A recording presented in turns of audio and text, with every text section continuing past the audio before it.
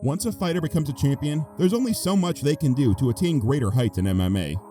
But these fighters have transcended to high altars by becoming not just a champion, but a double champion.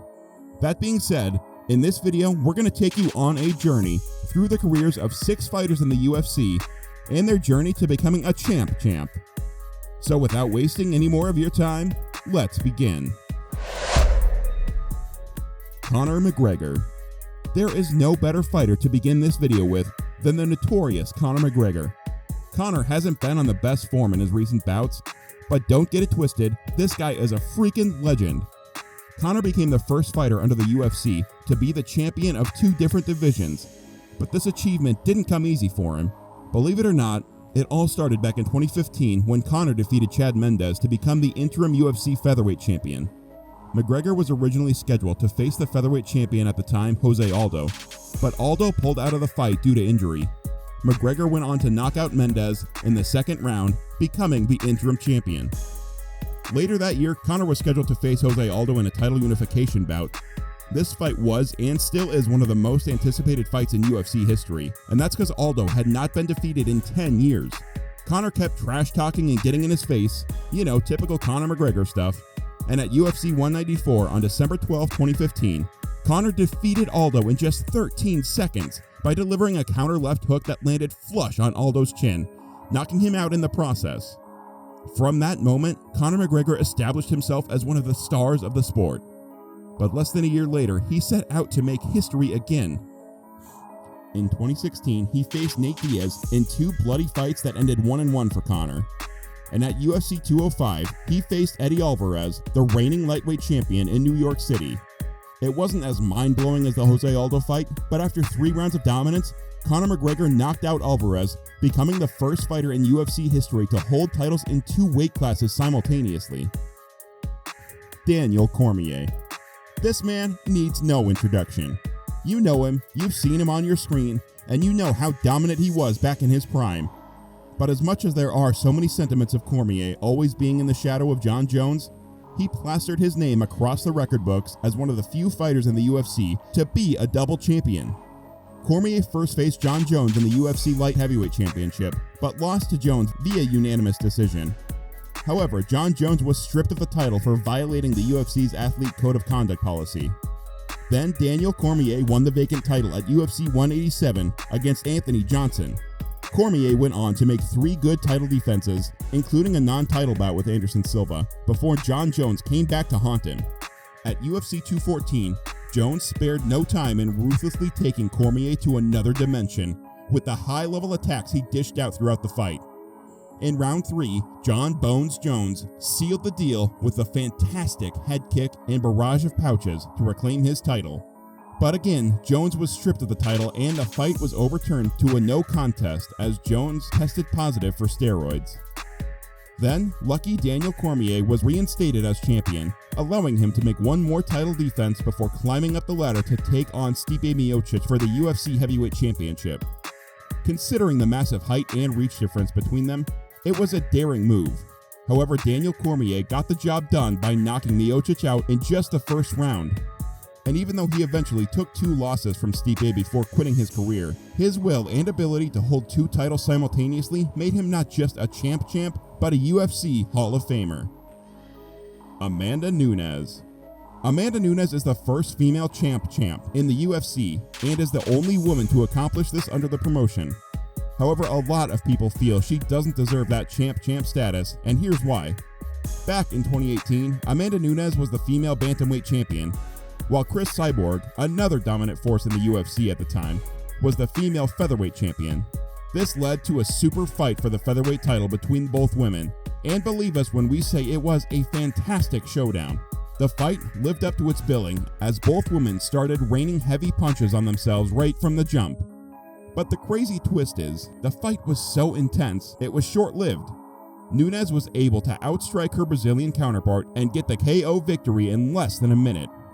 This was Cyborg's only loss in MMA since 2005 and her last fight in the UFC. On the other hand, many MMA pundits believe the title shouldn't even exist because technically the division itself doesn't.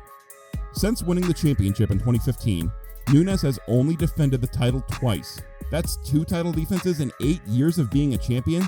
It really doesn't make much sense. However, you can't take away the fact that Amanda is the GOAT, and she's here to stay. Henry Cejudo. Love him or hate him, you can't deny the fact that Henry Cejudo is one of the greatest fighters of all time in the UFC. Cejudo has been at the top of his game for so long, it's hard to remember where his journey to double champ status even started. On April 23, 2016, at UFC 197, Henry Cejudo faced his biggest rival, Demetrious Johnson, for the UFC flyweight title. It was a clash of the titans, with both fighters coming in undefeated in the UFC. The energy in the arena was electric as both fighters stepped into the octagon. The bell rang and the fight began, with both men throwing hard punches and kicks. Cejudo, a decorated Olympic wrestler, managed to take Johnson down in the first round and landed some heavy shots, but Mighty Mouse was not to be underestimated. Fast forward to the 4th round, where Mighty Mouse Demetrious Johnson landed a brutal kick to Cejudo's liver, ending the fight via technical knockout. It was so sensational. Okay, to be honest, we could have done without analyzing that fight, but it's a classic, and is also the fight that propelled Cejudo to become a double champion. 2 years later, Henry Cejudo returned to face Demetrious Johnson for the flyweight championship and emerged from the Staples Center with the flyweight title wrapped firmly around his wrist. Although the decision of this fight was heavily contested, Triple C didn't stop there. After defending his title against TJ Dillashaw, Cejudo went on to challenge Marlon Moraes for the vacant bantamweight championship. In a dominant performance, Cejudo served a TKO win over an exhausted Moraes and became a champ. He then fought one more time against Dominic Cruz before retiring from the organization. Cejudo's UFC career ended on a high note, leaving behind a legacy as one of the greatest fighters of all time. But as you might know, he'll be back this 2023 to face Aljamain Sterling for the bantamweight title.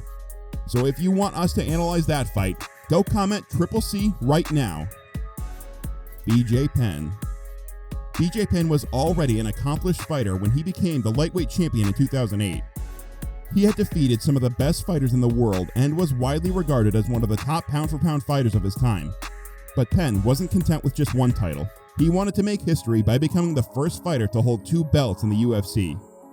To do that, Penn had to move up a weight class and challenge Georges St. Pierre for the welterweight championship.